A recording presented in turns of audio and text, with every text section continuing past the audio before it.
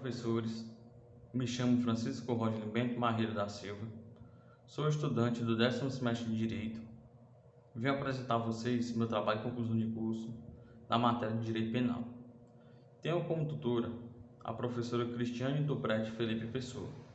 O tema abordado é a teoria da cegueira deliberada no ordenamento jurídico brasileiro e o direito comparado. Problemática: se a teoria da cegueira deliberada é aplicada no Brasil, a metodologia utilizada foi através de pesquisas de teorias, desde os dados coletados, a sua interpretação e a sua análise. Já no documental foi utilizada lei e casos concretos onde o judiciário brasileiro aplicou a teoria da cegueira deliberada. E a forma de pesquisa foi explicativa. O trabalho é dividido em duas seções: origem e conceito. A origem se deu na Inglaterra, em 1861.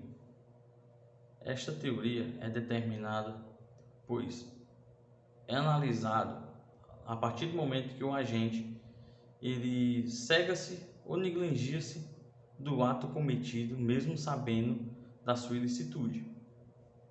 A aplicabilidade desta teoria é ao indivíduo que conhece a lei, conhece a ilicitude que irá praticar, mas mesmo assim se coloca de forma de ignorância, onde o mesmo tenta não se responsabilizar pela conduta cometida, mas pode sim ser responsabilizado, desde que seja comprovado durante o processo a sua ilicitude e que o mesmo agiu de forma ignorante, tentando se eximir da responsabilidade.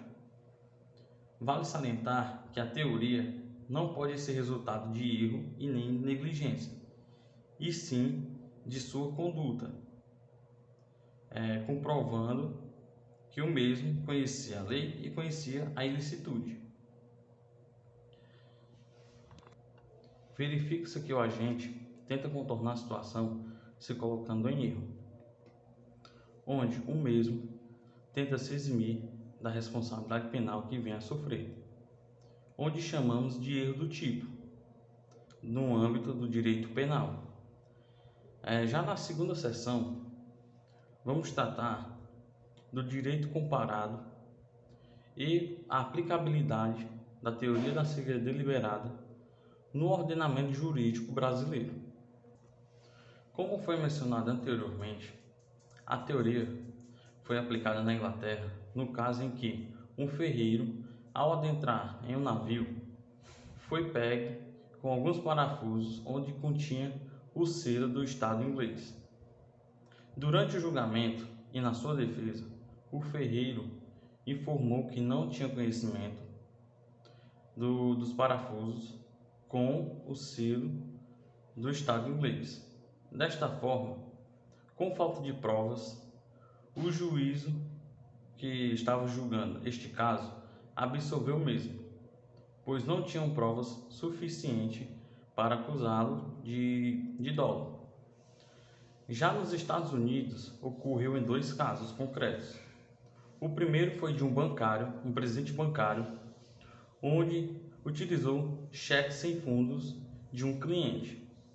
Ao ser pegue pelas autoridades, o mesmo foi a juízo, onde, em sua defesa,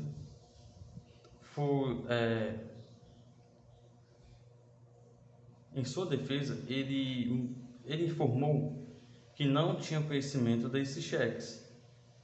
Porém, o mesmo foi condenado, pois foi comprovado que ele estava em forma de ignorância, pois conhecia o fato, conhecia a ilicitude, mas mesmo assim ele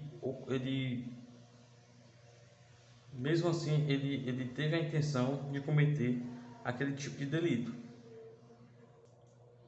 No segundo caso, o agente, ao atravessar a fronteira dos Estados Unidos com o México dentro do seu veículo, ele estava transportando uma quantidade significativa de drogas. Ao ser interrogado pelas autoridades, o mesmo informou que o veículo não era seu e que não tinha conhecimento dessas drogas no veículo. Com isso, o tribunal lhe condenou, informando que o mesmo se utilizou da ignorância para se eximir da culpa, pois a sua defesa não teria fundamentos com base no que ele apresentou. Já que no Brasil, essa teoria foi aplicada em dois grandes casos e famosos, reconhecidos nacionalmente e internacionalmente. O primeiro ocorreu ao assalto ao Banco Central em Fortaleza, onde sócios de uma concessionária vendeu veículos para os criminosos, alegando que não tinha conhecimento do fato. Ao ser julgado, o Tribunal Regional da 5ª Região alegou que não tinha provas suficientes para condenar os sócios. Desta forma, os mesmos foram absolvidos. Já no segundo, a teoria foi aplicada no caso do Mensalão, onde políticos brasileiros fizeram uma lavagem de dinheiro. Desta forma, vários ministros entraram em bom senso, a maioria foi a favor da aplicação desta teoria, pois tomaram base no artigo 18, inciso 1 e 2 do Código Penal, onde alegava que os mesmos teriam cometido dolo eventual.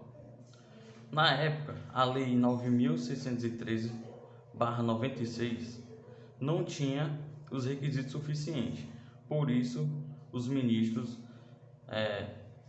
fizeram a votação e fizeram a análise desta teoria e tiveram o êxito de que a mesma poderia ser aplicada. Desta forma, o Supremo Tribunal Federal,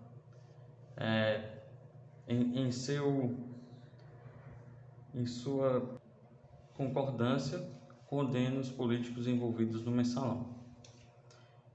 A teoria da segredo deliberada poderá ser aplicada no âmbito jurídico brasileiro com base no artigo 18, inciso 1 e 2 do Código Penal e de acordo com a Constituição Federal, onde será responsabilizado, onde proíbe a responsabilidade penal onde proíbe a responsabilidade penal objetiva e terá que ser adotado o princípio da culpabilidade. Assim concluo meu trabalho, agradecendo aos professores, a minha tutora pela oportunidade e que eu tenha explicado de forma clara sobre a teoria da cegueira deliberada no Brasil e no direito comparado. Muito obrigado.